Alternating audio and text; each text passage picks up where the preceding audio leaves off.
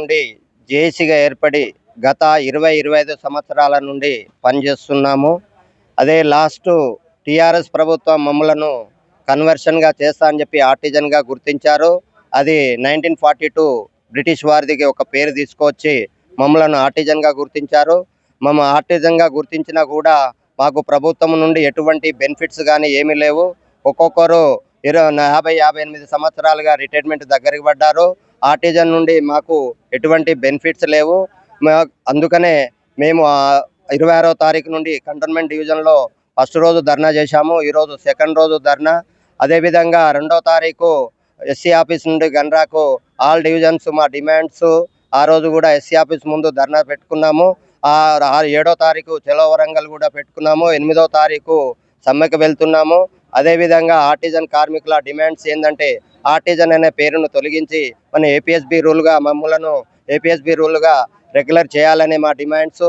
అదేవిధంగా అన్మెంట్ కార్మికులు, పీస్వాస్ కార్మికులు, బిల్ కలెక్టర్స్ అందరూ ఉన్నారు. వాళ్ళని కూడా మమ్మలను కలుపుకొని రెగ్యులరైజ్ చేయాలని, అదేవిధంగా 20-25 సంవత్సరాలు చేస్తున్న కార్మికులు ఆర్టిజన్గానే ఉంటున్నారు తప్ప ఏ విధంగా కూడా ముందుకు వెళ్ళడం లేదు.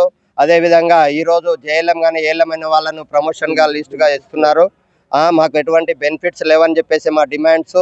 అదేవిధంగా ఆర్టిజన్లు మనం ఆర్టిజన్ అనేది పేరుని తిరిగేసి మమ్మల్ని రెగ్యులర్ చేసుకోవాలి. చదువుకున్న విద్యా అర్హతను బట్టి మమ్మల్ని కూడా రెగ్యులర్ తీసుకోవాలి.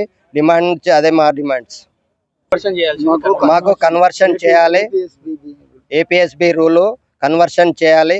అందరూ ఐటీఐ ఉన్న వాళ్ళను కూడా జేఎల్ఎంగా, డిప్లొమా చేస్తున్న వాళ్ళను సబ్ ఇంజనీర్గా, అదే డిగ్రీ డిప్లొమా ఉండి పీజీ ఉండే వాళ్ళను కూడా యూడీసీ క్లర్క్గా, అదేవిధంగా మనం జేఎల్ఎం ఐటీఐ వాళ్ళను జేఎల్ఎం, 4th క్లాస్ ఉన్న అంటే 10th ఇంటర్ ఉన్న వాళ్ళను క్యాడర్ వైజ్ ఉన్న వాళ్ళను సెకండ్ క్యాడర్లో వేయాలి.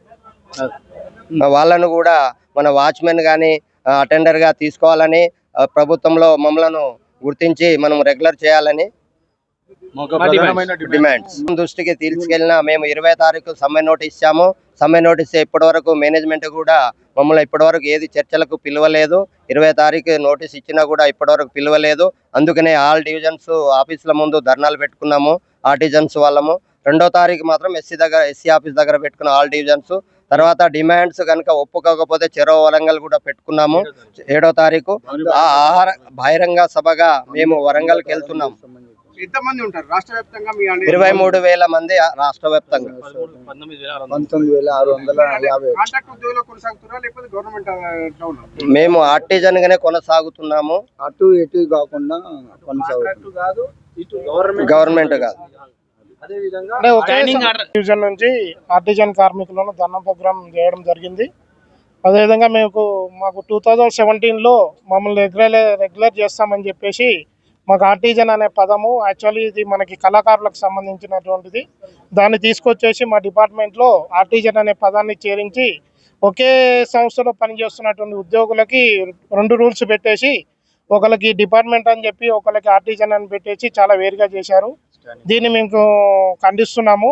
ఇప్పుడు ఒకటే పని చేస్తున్నప్పుడు అందరం డిపార్ట్మెంట్ కదా, అందరము గవర్నమెంట్ ఎంప్లాయీస్గా చేయాల్సిందిగా కోరుతున్నాము. ఇంకోటి మాకు ఆర్టిజన్గా మాకు రావాల్సినటువంటి రూల్స్ మాకు డిపార్ట్మెంట్ నుంచి ఎలాంటి రూల్స్ రాలేదు. మాకు చాలా అంటే ఇప్పుడు 2017 నుంచి 5 years తర్వాత మాకు ప్రమోషన్ ఇస్తా అని చెప్పారు. మాకు ఇంతవరకు ప్రమోషన్ లేదు. ఇప్పటికీ మేము 9 years అవుతుంది డ్యూటీ చేయబట్టి. యాజమాన్యం నుంచి ఎలాంటి స్పందన లేదు. అందుకని చెప్పేసి మేము ఇప్పుడు ఈ సమ్మెకి అందరము పూనుకున్నాము.